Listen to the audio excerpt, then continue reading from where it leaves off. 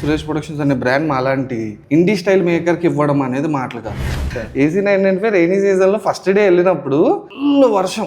ఏంటి పరిస్థితి, ఇప్పుడు వర్షం ఇలానే పెరిగిపోతాయి అంటే ఇదే రోడ్డు మీద పడవలు వెళ్తాయంట. ఫుడ్ ఎలా అంటే పులిహోర పొట్లాలు పంచుతారు. ఆడియన్స్ దగ్గర తీసుకెళ్ళడం చాలా కాస్ట్లీ అండి. అరౌండ్ 270 నరేషన్స్ ఇచ్చా. నువ్వు 25 మినిట్స్ బాగానే కూర్చోబెట్టావు, 2 అవర్స్ ఎలా కూర్చోబెడతావు మాకు తెలియదు కదా. హీరో అంటే వాళ్ళు ఎక్కడో తిరుగుతారు, ఎవరిని పట్టుకోవాలి, ఎలా పట్టుకోవాలి, ఎలా అప్రోచ్ అవ్వాలి, అవేం తెలియదు. And I'm not from film school. నేను నేర్చుకుంది యూట్యూబ్లో. ఇంకా నా దగ్గర అసలు నెక్స్ట్ లెవెల్ కథ ఉంది. నీ దగ్గర నెక్స్ట్ లెవెల్ కథ నాకు డబ్బులు రాదనిపిస్తే నేను ఎందుకు పెట్టాను? నువ్వు కథ ఏదైనా చెప్పు, నన్ను ఒక లోకంలోకి తీసుకెళ్ళి చెప్పు. యూట్యూబ్లో పెడతాం, OTTలో పెడతాం, ఇంకో దాంట్లో ఏం తెలియదు. నువ్వు వచ్చి చెయ్యి.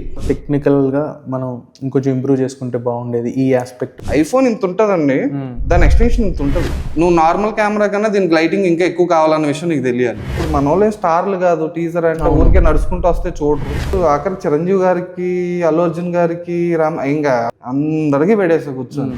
చిన్న సినిమాలు దేనికి రివ్యూలు పడవు. ఆనందలహరి, సురేష్ ప్రొడక్షన్స్ ఉన్న చిన్నపడే. ఎట్లా సపోర్ట్ చేశారు sir as a team? 13 members మేము ఒక రూమ్ లో పడుకున్నాం.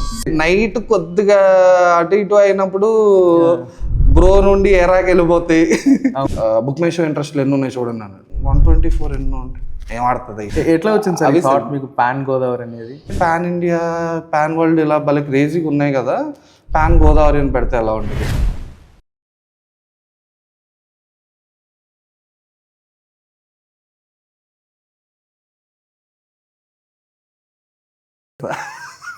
అంతే కదా.